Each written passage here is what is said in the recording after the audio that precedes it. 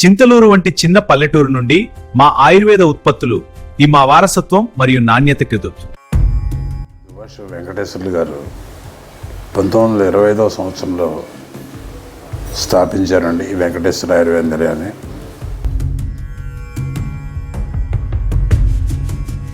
ఈ పల్లెటూళ్ళలో తయారైన మందులు అనేక దిగ్గజ కంపెనీలను ఢీకొని అల్లోపతిని తట్టుకుని అంతర్జాతీయ మార్కెట్లో సైతం దూసుకుపోవటం 100కి 100 పాళ్లు భారతీయ మేనేజ్మెంట్ అద్భుతమే కాదు.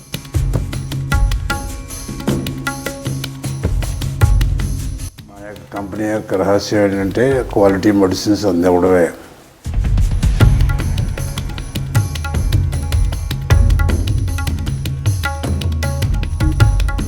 డాక్టర్ బిఆర్ అంబేద్కర్ కోనసీమ జిల్లాలోని ఈ పల్లెటూళ్ళలో తయారైన మందులు అనేక దిగ్గజ కంపెనీలను ఢీకొని అల్లోపతిని తట్టుకొని అంతర్జాతీయ మార్కెట్లో సైతం దూసుకుపోవడం 100కి 100 పాళ్లు భారతీయ మేనేజ్మెంట్ అద్భుతమే కాదు.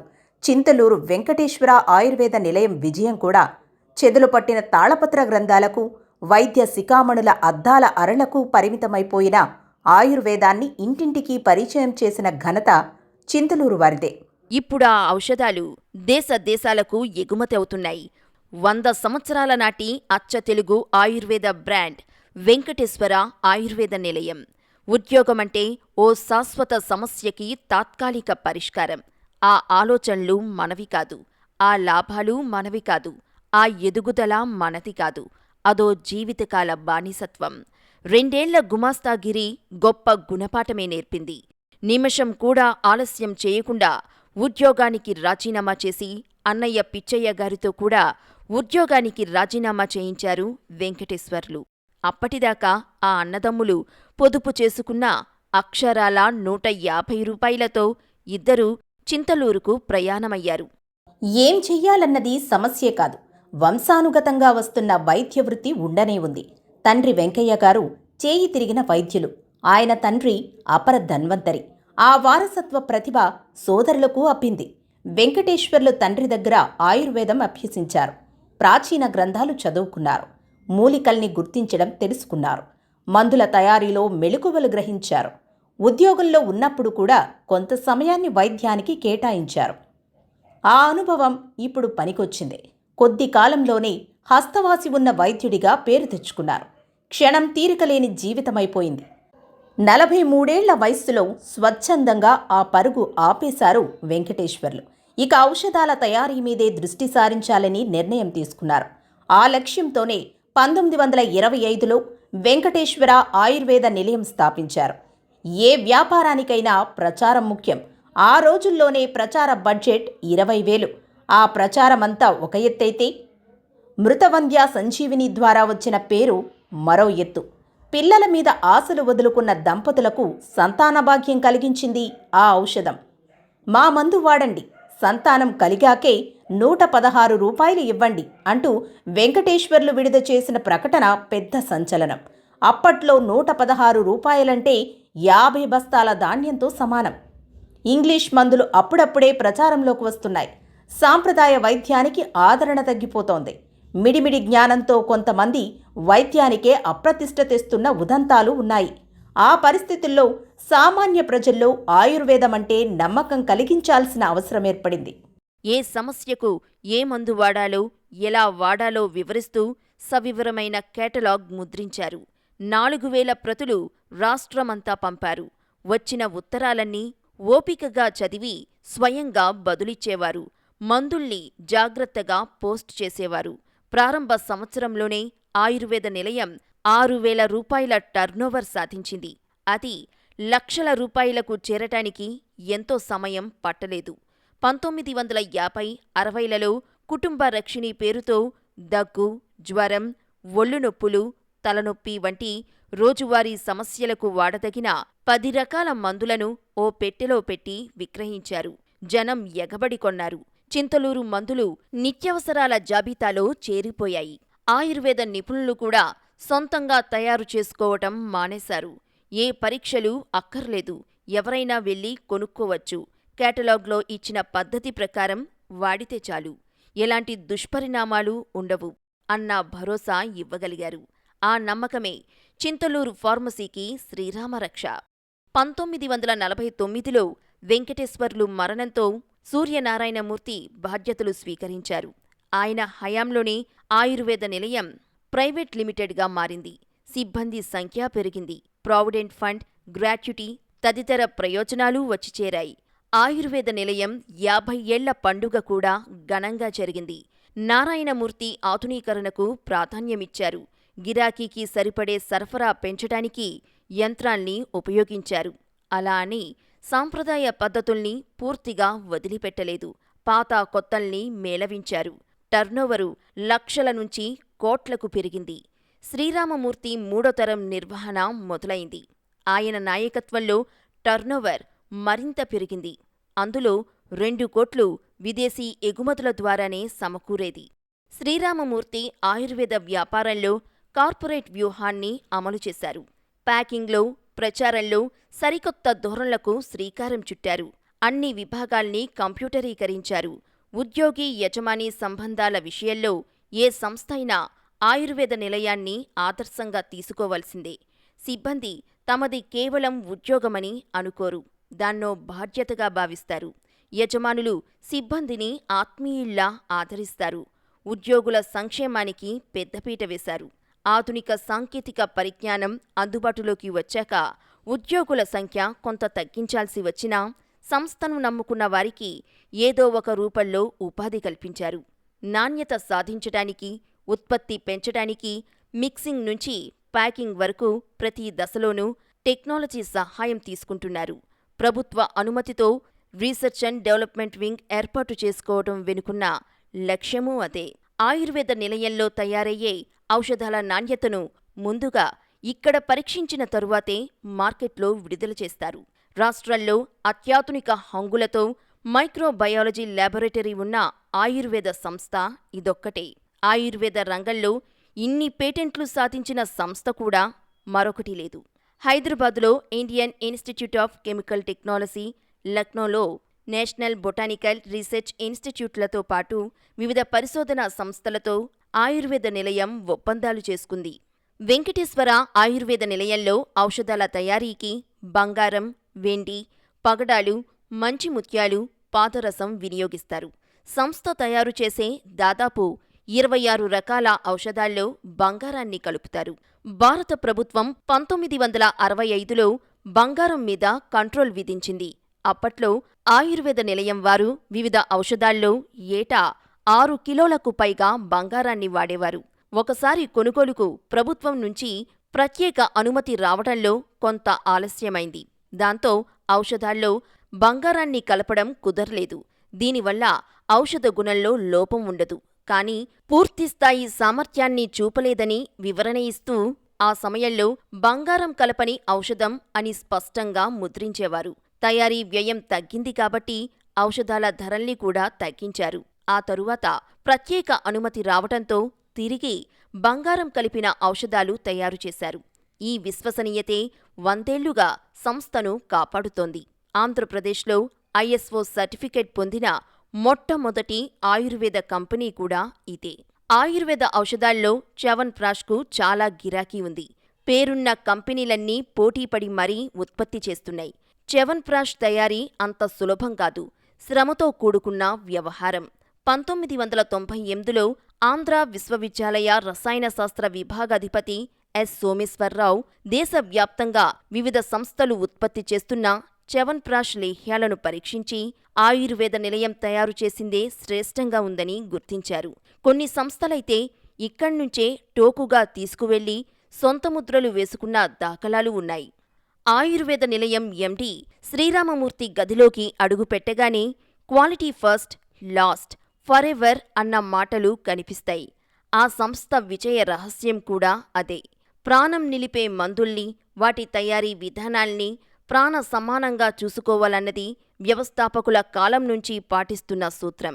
ఆయుర్వేద నిలయం వారు తమకు అవసరమైన వనమూలికల్ని ఏజెన్సీ ప్రాంతంలోని గిరిజనులతో సాగు చేయిస్తారు. చింతలూరు చుట్టుపక్కల రైతులతో ఒప్పందాలు కుదుర్చుకొని మాదిఫలం, ఉసిరి వంటి వాటిని పండిస్తారు. మూలికలు, రసాయనాలు సేకరించడానికి నిపుణులకు శిక్షణ ఇప్పించారు.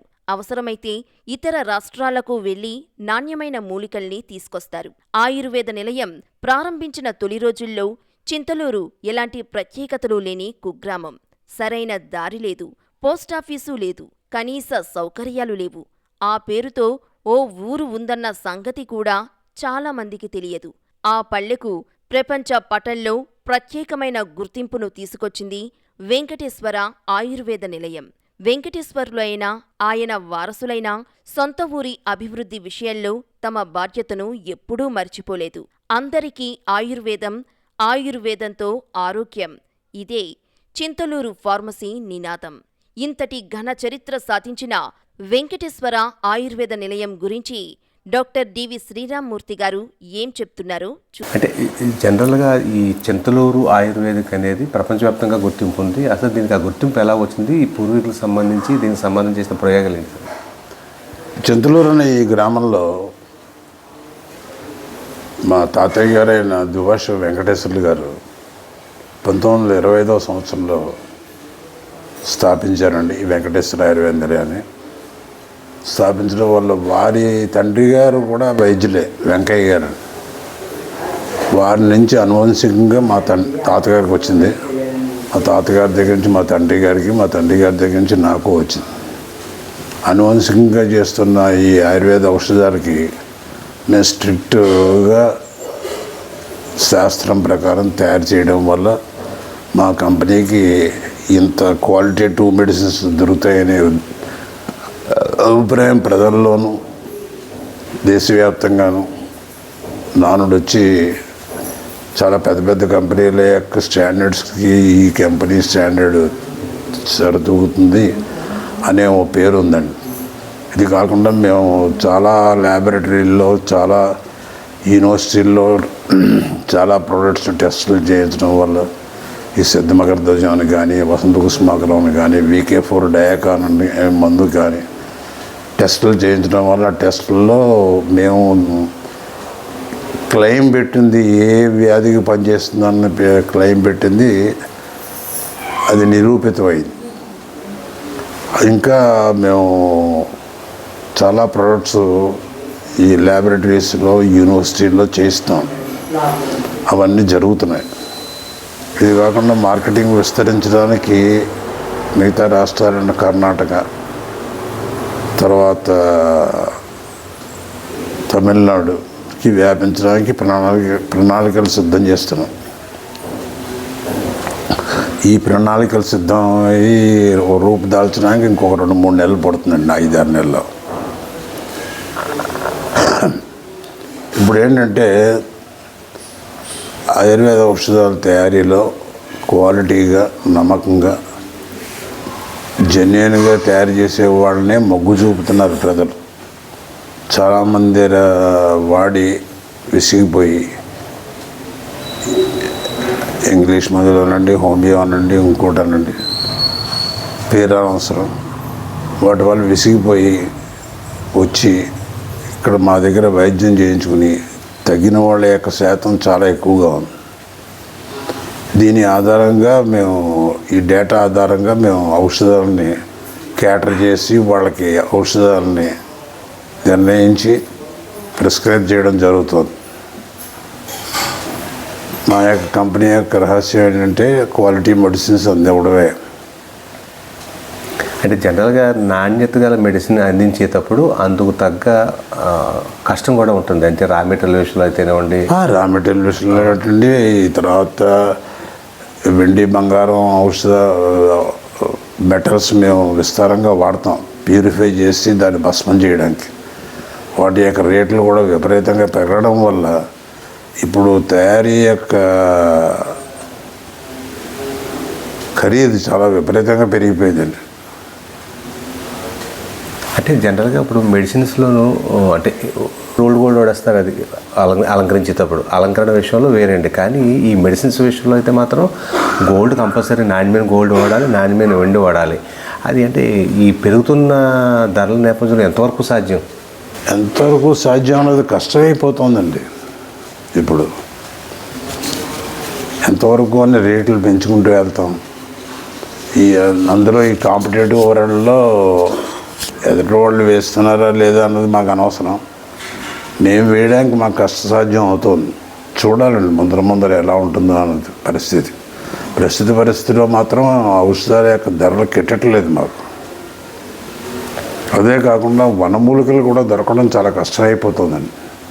అంతరించిపోతున్న ఈ వనమూలికలు పెంచడానికి చాలా కంపెనీలు ఈ ఔషధ మొక్కల యొక్క ఈ పంటలు బాగా సాగు చేయడం మొదలుపెట్టారు. వాటి వల్ల కొంత ఒక 100కి 25% లోటు తీరుతోంది. అలాంటి వాళ్ళు వెతుక్కోవడం చాలా కష్టం అవుతుంది. ఎక్కడెక్కడో కేరళలో, ఎక్కడెక్కడో కర్ణాటకలో, ఒరిస్సాలో, మధ్యప్రదేశ్లో, ఉత్తరప్రదేశ్లో ఆ రాష్ట్రాల్లో పండిస్తున్న వారు ఎవరో వారిలో నాణ్యంగా పండిస్తున్న వారు అంటే ఆర్గానిక్వి పండిస్తున్నారో లొకేట్ చేయడం, వాళ్ళ దగ్గర సరుకు తెప్పించుకోవడం, ఆ ట్రాన్స్పోర్టేషన్ అవి కూడా ఖరీదు పెరిగిపోయాయి బాగా. ఇదంతా ఇప్పుడు ఔషధం తయారు చేయడం అన్నది కష్టసాధ్యం అయిపోయింది. ఖరీదు చాలా పెరిగిపోయి. అంటే మనకి ఏదైతే ఉందో ఆయుర్వేదం తయారు చేసేటప్పుడు ఈ వెండి బంగారం వాడడానికి వాడకపోవడానికి మెడిసిన్ నాణ్యత కోసం ఏమైనా తేడా ఉంటుందండి? నాణ్యత కాదండి, ఔషధం యొక్క ఉపయోగంలో తేడా వచ్చేస్తుందండి. వెండి బంగారం వేసే ఔషధాలు మా దగ్గర 26 ఉన్నాయండి. అవి వాడకం వల్ల అనారోగ్యం తగ్గడం అన్నది ఫాస్ట్గా తగ్గుతుంది. కేవలం వనమూలికల వల్లే తయారు చేసిన ఔషధాలు వాడడం వల్లే తగ్గించాలి అంటే టైం పట్టేస్తుంది. 6 నెలలు 8 నెలలు అలా పట్టేస్తుంది. అదే వచ్చిందండి ఇప్పుడు. గతంతో పోల్చి చూసుకుంటే ప్రస్తుతం ఆయుర్వేదం పరిస్థితి ఎట్లా ఉందంటే ఈ ప్రజల ఆదరణ విషయం? ఆదరణ ఉందండి, బట్ ఈ ఖరీదుల్ని ప్రజలు తట్టుకోలేకపోతున్నారు. పెరిగిన ఔషధ యొక్క రేట్లని మా కంపెనీయే కాదు, చాలా కంపెనీల యొక్క ఔషధాల రేట్లు విపరీతంగా పెరిగిపోయాయి. ఉదాహరణ తీసుకుంటే కేరళలో తయారయ్యే పెద్ద కంపెనీల మందులు కూడా రేట్లు బాగా పెరిగిపోయాయి. వాటి కస్టమర్లు కూడా ఎదుర్కొనే ఇబ్బందులని ఆ కంపెనీలు చాలా ఫేస్ అవుతున్నాయి. అంటే ప్రజలకు అందుబాటులో ఉండే వైద్యం ఇది. అటువంటిప్పుడు ఈ ప్రజలకు అందుబాటులో అన్నది ఒకనాటి మాట అండి, ఇప్పుడు కాదు. అంటే మరి ఎలాగా అంటే ఈ క్రైసిస్ దాటాలంటే ఇప్పుడు టైం చూడాలండి, టైమే నిర్ణయించాలి. ఇప్పుడు ఎందులోనూ ఈ అమెరికన్ పాలసీ వల్ల ఈ మెటల్స్ వెండి, బంగారం, పాదరసం, తర్వాత తగరం ఈ ఐటమ్స్ని వాళ్ళు విపరీతమైన ట్యాక్స్ చేసేసారు. అమెరికన్ కంట్రీ, చైనా, తర్వాత ఇటలీ, వాటి నుంచే వస్తుంది మాకు పాదరసం, తగరం. అవి వారు ఆ దేశాల వారు రేట్లు బాగా పెంచేయడం వల్ల, ట్యాక్స్లు బాగా పెరిగిపోవడం వల్ల వాటి యొక్క రేట్లు బాగా పెరిగిపోయాయి. ఇది కాలక్రమేణా తగ్గుతాయి అనే ఆస్తనే మేము చేస్తున్నాం. అప్పటికే అంత ఖరీదు పెట్టి కొని. గవర్నమెంట్ నుంచి మాకు ప్రోత్సాహం పెద్దగా ఏం లేదండి. ఇది ఈ ధరల విషయంలో మెటల్స్ వారే సప్లై చేసే విధంగా పాలసీ తీసుకోవాల్సిందని చెప్పి ఎన్నో మెమరాండం సమర్పించాం. మరి దాని మీద ఎంతవరకు అవుతుందో చూడాలి. అసోసియేషన్స్ ద్వారా, ఇండివిజువల్గా కాకుండా. అంటే ఇప్పటికే అంటే ప్రధాని గారు కూడా ఈ ఆయుర్వేదం పట్ల ప్రజలు మొక్కు చూపుతున్నారు. ఆయుర్వేదాన్ని ఏదో విధంగా మొత్తం కంప్లీట్ దానికి మంచి ప్రోత్సాహం ఇవ్వాలని ఆలోచనతో ఉన్నారు. ఆయన ఆలోచనలో ఉన్నారు, ఆయన ప్రోత్సహిస్తున్నారు. ఆయన ప్రోత్సాహం ఒకటే సరిపోదు కదండి, వనమూలికలు దృష్టిలో పెట్టుకుని చెప్తున్నారు ఆయన.